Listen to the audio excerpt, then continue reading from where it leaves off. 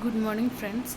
Today we are going to discuss about the protein modeling, and it is a technique used to predict the structure of a protein from its amino acid sequence.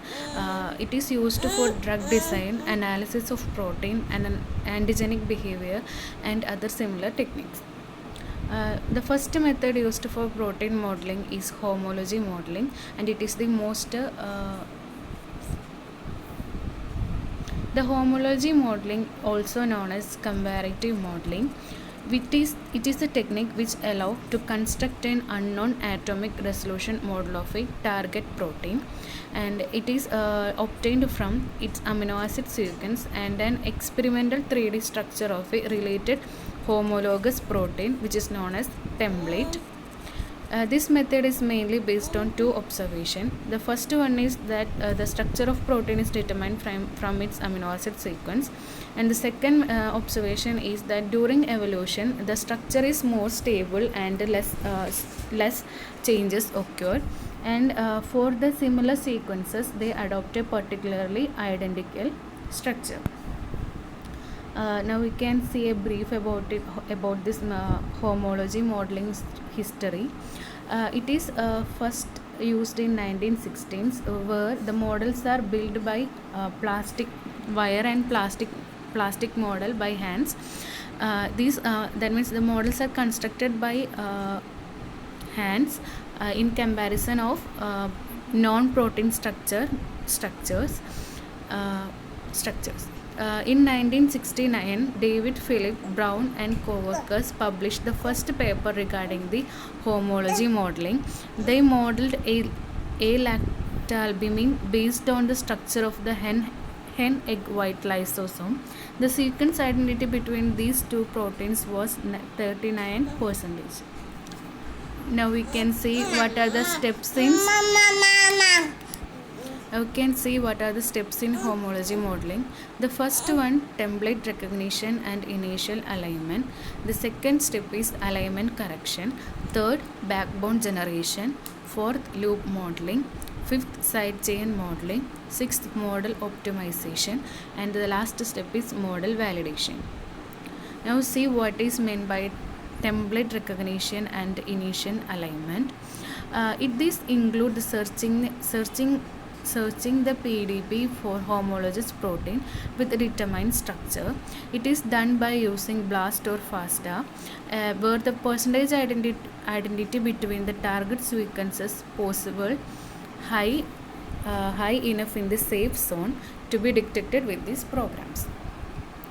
And to obtain a list of hits, the modeling templates and corresponding alignments, the program compares the query sequences to a sequences known structure in the PDB using mainly two matrices. The first one is the residue exchange matrix, and the second one is alignment matrix. The second step is the alignment correction. Certain times the two sequences are very difficult to align together, and because their percentage identity become very low. In these cases we use an other template or third template which help us to align the given target and the template sequences. It leads to a small gap compared to the huge hole associated with the alignment of the first two sequences. Third step is the backbone generation. When alignment is correct, the backbone of the target can be created. The coordinates of the template backbone are copied to the target. When the residue are identical, the side chain coordinates are also copied. The fourth step is the loop modeling. After sequence alignment, there are often regions created by insertion or deletion, which leads to the formation of gaps in the alignment, and these are molded by loop molding. Here we use two approaches: the database searching methods and the ab initio method. In database searching method, this involves the finding loops from non-protein structure and superimpose them into the two stem regions of the target protein. Some specialized programs like FRED and CO CODA can be used for this. In ab initio method, this generates many random loops and searches for one that has reasonably low energy and phi and psi angles in the available region of allowable region in the Ramachandran plot. The fifth step is side chain modeling. This is very important in evaluating the protein ligand interaction at active sites and protein-protein interaction at the contacts interface. A side chain can be built by searching very possible conformation for every torsion angle of the side chain to select the one that has the lowest interaction energy with the neighboring atoms. A Rotamer library can also be used, which has solved favorable side chains torsion angles extracted from non-protein crystal structures.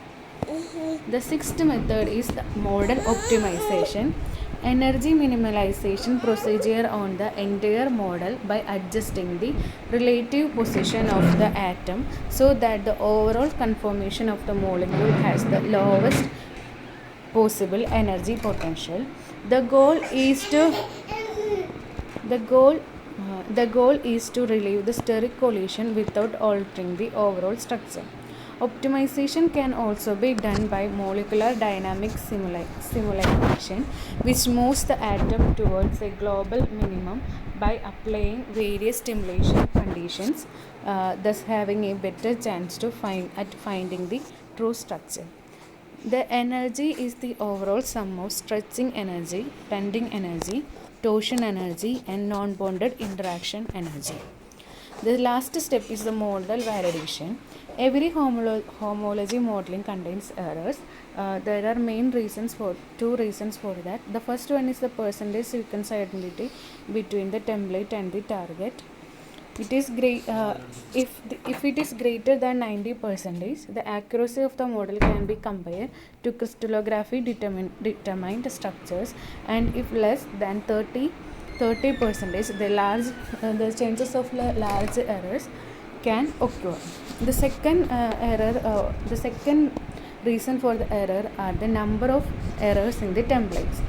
A finite model has to be evaluated for checking the psi and phi angles, chirality, bond length, close contacts, and also the stereochemical properties. Modeling programs like Modeler, Swiss Models, Cloudless, 3D Jigsaw, etc. are used for this. A successful model depends on the template selection, algorithm used, and validation of the model. We can see the advantages of these methods. It can find the location of alpha carbon of key residue inside the folded protein. It can help to guide the mutagenesis experiments or hypothesis structure functional relationship. The position of the conserved region of the protein surface can be identified, putative active sites, binding pockets, and ligands.